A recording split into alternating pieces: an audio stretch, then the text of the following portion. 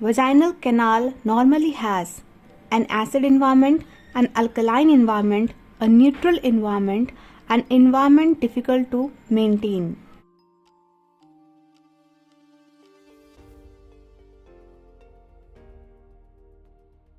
So हमारा answer है option ए, N acid environment. तो जो वजाइना होता है उसका पीएच एसिडिक होता है, 3.5 to 4.5 पीएच रहता है। ये क्यों होता है उसका एसिडिक नेचर? क्योंकि वहाँ पे एक लैक्टोबैसिलस प्रेजेंट होता है जिसका नाम है डॉडरलिन बैसिली। ये ग्लाइकोजन को लैक्टिक एसिड में कन्वर्ट करता है जिसके कारण वजाइनल पीएच एसिडिक हो जाता है और ड्यूरिंग प्रेगनेंसी तो ये हाईली एसिडिक हो जाता है। Second question, acid medium of vagina maintain by trichomonas vaginalis, Doderlein bacilli, staphylococci, E coli. तो जैसे कि अभी हमने फर्स्ट क्वेश्चन में डिस्कस किया कि क्यों वजाइना का पीएच एसिड होता है, तो वो होता है हमारा ऑप्शन बी, डॉडरलिन बैसिलस के कारण। The opening of the Bartholin's duct are situated in the, तो इसके लिए हमको समझना पड़ेगा कि जो वजाइना होता है उसके साइड में दो पी शेप के स्ट्रक्चर्स पाए जाते हैं जिनको हम लोग बार्थोलिन्स डक्ट कहते हैं। ऐसे ही यूरेथ्रा के बगल में भी दो स्ट्रक्चर होते हैं जिसको हम लोग स्किनीज डक्ट कहते हैं। ये दोनों ही डक्ट अपने सिक्रीशंस रिलीज करती हैं लुब्रिकेशन के लिए वजाइना के। ये जो 6 ओपनिंग अभी हमने बताई, ये 6 ओपनिंग को टोटली वेस्टिब्यूल्स कहा जाता है। फीमेल रिप्रोडक्टिव सिस्टम में इस इन्वर्टेड ट्रायंगुलर स्ट्रक्चर को वेस्टिब्यूल कहा जाता है, इसीलिए हमारे इस क्वेश्चन का आंसर है option D, vestibule. Question 4 is the pyramidal shape tissue where the pelvic floor and perineal muscles and fascia meet in between the vagina and anal canal is called as। इसके लिए हमको पहले समझना पड़ेगा जो perineum होता है वो 2 पार्ट में डिवाइडेड होता है। पेरिनियम एक ऑब्स्टेटिकल पेरिनियम होता है और एक एनाटॉमिकल पेरिनियम। एनाटॉमिकल पेरिनियम वो होता है जहाँ पे जो हमारा एनल स्पिंक्चर होता है पोस्टीरियरली और सामने की तरफ जो यूरेथ्रल ओपनिंग होती है और ये जो वेस्टिबुलर पार्ट होता है इनके बीच में और जो ट्यूबरोसिटी होती है बोन्स की, ये चारों ही एक डायमंड शेप का स्ट्रक्चर बनाते हैं और इन डायमंड शेप के बीच में ये होता है हमारा एनाटॉमिकल पेरिनियम। और इसी एनल स्पिंक्चर और यूरेथ्रल स्पिंक्चर के बीच में जो जगह खाली बचती है उसी को हम लोग कहते हैं ऑब्स्टेटिकल पेरिनियम। और हमसे यही इस क्वेश्चन में पूछा गया है कि जो विजाइना और एनल कैनाल के बीच में जो जगह होती है उसको हम लोग क्या कहते हैं, तो उसको हम लोग ऑब्स्टेटिकल पेरिनियम कहते हैं। तो हमारा option A is the correct answer. Which of the following is normal position of uterus. So ये बहुत ही इंपॉर्टेंट और हर साल ये क्वेश्चन आया जाता है कि यूट्रस का नॉर्मल पोजीशन क्या होता है। तो हमको ये याद करके रखना है कि ये एंटीवर्टेड और एंटी फ्लेक्स्ड होता है। The forward bending of uterus in relation to vagina is called. अभी हमने बताया जो फॉरवर्ड बेंडिंग होती है उस फॉरवर्ड बेंडिंग को हम लोग एंटी फ्लेक्शन कहते हैं। So option A is the correct answer. Uterus with depression at the fundus is called. So इसका आंसर है option A, arcuate uterus. Arcuate uterus जो होता है वो बोर्ड या फिर आर्क शेप का होता है। ये एक बहुत ही कॉमन कंजेनाइटल यूट्राइन एनोमलिटी होती है, लेकिन इसके कारण फर्टिलिटी अफेक्ट नहीं होती। सो ये वाला क्वेश्चन एबनॉर्मेलिटी से रिलेटेड था। The thickest layer of the uterus is, जैसे कि हमको पता है यूट्रस की 3 लेयर होती है, पेरीमेट्रियम, मायोमेट्रियम, एंडोमेट्रियम। तो जो मायोमेट्रियम मिडिल लेयर होती है वो मोस्ट थिकेस्ट लेयर होती है और मस्कुलर लेयर होती है जो कि यूट्राइन कंट्रैक्शन और रिलैक्सेशन को कंट्रोल करती है या करवाती है। यूट्राइन पेसमेकर सिचुएटेड एट, तो जहां से फैलोपियन ट्यूब स्टार्ट होता है उस एरिया पे एक स्ट्रक्चर होता है जिसको हम लोग कहते हैं कॉर्नुआ ऑफ यूट्रस। इसी को पेसमेकर ऑफ यूट्रस कहा जाता है। जैसे कि हमारा पेसमेकर ऑफ हार्ट होता है उसी तरह ये पेसमेकर ऑफ यूट्रस होता है। What is the normal size of uterus? अलग अलग बुक्स में इसका अलग अलग मेजरमेंट है, लेकिन एक स्टैंडर्ड मेजरमेंट ये है 7.5 × 5 × 2.5। अगर यही क्वेश्चन एग्जाम में आएगा तो हमको इसी आंसर को सेलेक्ट करना है। The normal uterus weight dash grams. So answer is option C, 60 gram.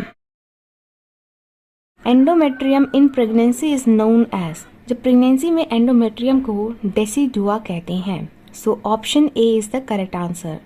The cardinal function of decidua is, so जो डेसिडुआ होता है वो होता है हमारा एंडोमेट्रियम, और एंडोमेट्रियम का फंक्शन होता है कि वो प्रेगनेंसी को मेंटेन करके रखे, बेबी को प्रोटेक्ट करके रखे और एक कंटिन्यूटी मेंटेन करे।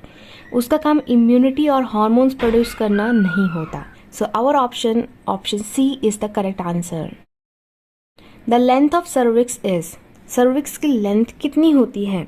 तो सर्विक्स की लेंथ 2.5 सेंटीमीटर होती है, यानी कि option C is the correct answer. Cervix develops from, जब अगर कोई फीमेल फीटस है, अगर वो मदर के वोम में है, तभी से उसका डेवलपमेंट, उसके रिप्रोडक्टिव सिस्टम का डेवलपमेंट स्टार्ट हो जाता है। और ये डेवलपमेंट स्टार्ट होता है मुलेरियन डक्ट से।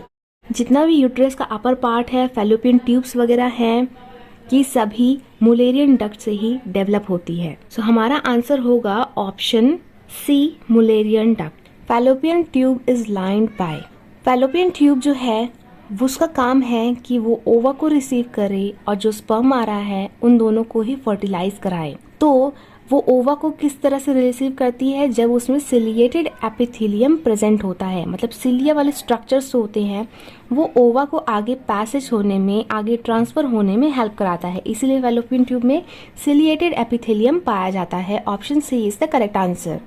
Peg cells are seen in the, peg cells fallopian tube में पाए जाते हैं, तो option C is right answer.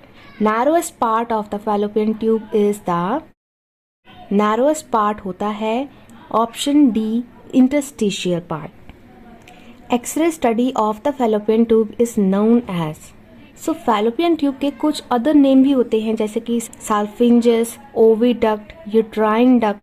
इसीलिए जो ऑप्शन ए है साल्फिंजोग्राफी, वही कहलाता है फैलोपियन ट्यूब का x ray study. So option A is correct.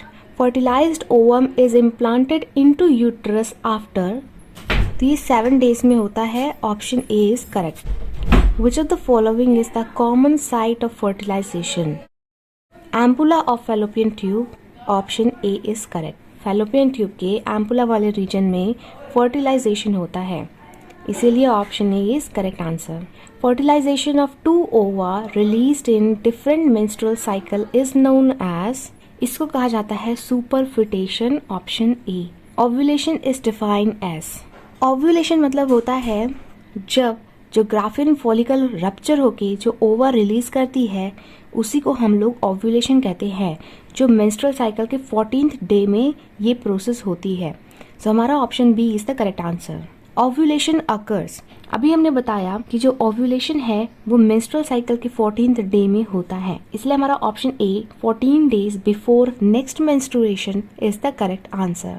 The term Mittelschmerz refers to, Mittelschmerz वो होता है ओव्यूलेशन के टाइम पे, day 14th of the menstrual cycle के टाइम पे, जब एब्डोमेन में थोड़ा थोड़ा पेन होता है, क्रैम्प्स वगैरह आते हैं, इसी को हम लोग मिशेल्स मर्स कहते हैं। तो हमारा option A is the right answer. LH surge occur, LH surge, LH surge तब होता है जब ओव्यूलेशन की प्रोसेस होने वाली होती है। ओव्यूलेशन के 24 घंटे पहले एलएच सर्ज होता है, जिसके कारण ग्राफिन फॉलिकल रप्चर होके ओवा रिलीज करता है। सो हमारा option C is the correct answer. Drug of choice for induction of ovulation is, so अगर किसी में ओव्यूलेशन को इंड्यूस कराना है तो उसके लिए क्लोमिफीन का यूज किया जाता है। So option A is right. Fern test is use to assess, fern test जो होता है सर्वाइकल म्यूकस के स्पीयर को लेके आइडेंटिफाई किया जाता है कि वुमेन में ओव्यूलेशन हुआ है या नहीं। सो हमारा option A ovulation is right here. What is the best time to achieve pregnancy? So हमने प्रीवियस क्वेश्चन में पढ़ा था कि नेक्स्ट मेंस्ट्रुअल पीरियड से 14 डेज पहले ओव्यूलेशन होता है और उसी टाइम पे बेस्ट पीरियड होता है प्रेगनेंसी अचीव करने के लिए। सो हमारा option D is the right answer. Spinnbarkeit appearance of cervical mucus is a sign of, spinnbarkeit ये पता करता है कि सर्वाइकल जो म्यूकस है उसमें कितना इलास्टिसिटी है। इससे ये पता चलता है कि ओव्यूलेशन होने वाला है या हो चुका, क्योंकि जब ओव्यूलेशन होता है उस टाइम पे सर्वाइकल म्यूकस की इलास्टिसिटी बहुत ही अच्छी हो जाती है, 12 से 24 सेंटीमीटर या उससे ज़्यादा तक। तो इसीलिए इसमें option D is the right answer.